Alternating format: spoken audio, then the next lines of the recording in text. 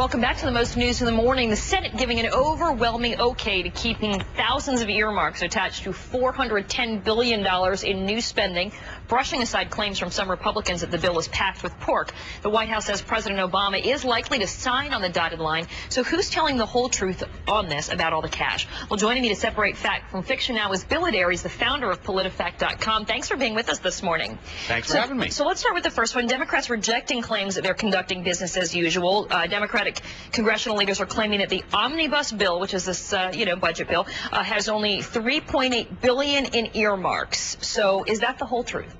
It's not. This one got a false on our truth-o-meter. And this is one where it's really important to read the fine print. The $3.8 billion number refers to what, in sort of the arcane language of budgets, is called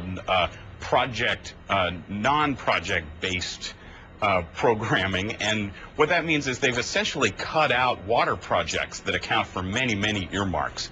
And in doing so, they've brought the number way down. And it's really not an accurate account of all earmarks.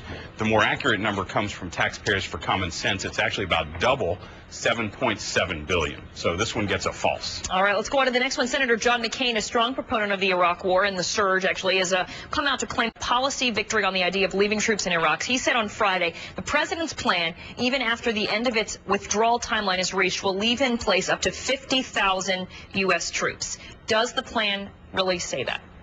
No, it doesn't. McCain gets a false on the truth-o-meter for this one. And that's not what Obama said. Obama spoke just a couple hours before McCain, and he spoke about two important dates in the withdrawal of troops. The first is the end of August 2010, when his plan is to have all but about 50,000 troops out. And I think maybe that's what McCain might have been referencing. But the way that he talked about it, he seemed to be suggesting Obama had adopted his idea of a permanent military presence. Obama hasn't. He plans to have all troops out by the end of 2011. So a false for that one. All right, and every week we check in with you also about keeping President Obama honest about some of those campaign promises that he made as a candidate. You call it the Obameter, and this week with the Obameter takes a look at the promise that candidate Obama made to end income tax for seniors making less than $50,000 a year. Where does he stand on that pledge? We have rated that one stalled on our Obameter.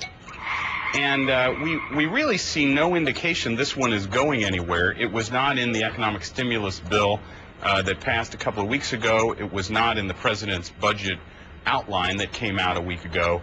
And so we really don't see any evidence that Obama is pursuing this. So for now, we're rating it stalled, but I wouldn't be surprised if this one went to a promise broken at some point soon. And part of that could be the spending. Some estimates say that it could cost between $35.4 billion from now until 2013, up to $70 billion to 2018, and that's a lot of money that we clearly don't have right now. Absolutely, and I think the aggregate of all these things added together, from the stimulus and the omnibus spending bill and all the things, it's really beginning to add up on the president, and he has to prioritize some of these promises. So I expect that on our Obameter, we're going to see more promises broken soon for that very reason. All right, Bill Adair, founder of PolitiFact. Great to check in with you every week. Thanks so much. Thanks, Karen.